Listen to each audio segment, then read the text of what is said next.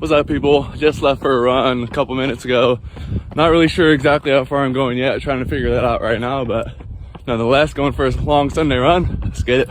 So just decided I'm gonna do a 10-mile loop, more of a flat loop, nice and easy, cruisy, 10-11 minute mile pace. Nothing too crazy, but get the distance on the legs, get some decent heart rate training in. So here we are. We just got some water up there at Simmons Park, 3.5 miles in, but just because we're going slow doesn't mean we're not making progress and getting in some good miles, getting some reps in on the legs and on the heart also. So gonna keep it cruising. 6 miles in, just ran that last mile at a 11:35 pace, going really slow.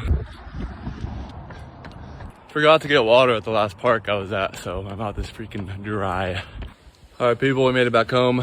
9-mile run in an hour 46, 11:50 pace. So that's it for the day. 9-mile run done. Thanks for watching. Hope you're getting out there and getting after it.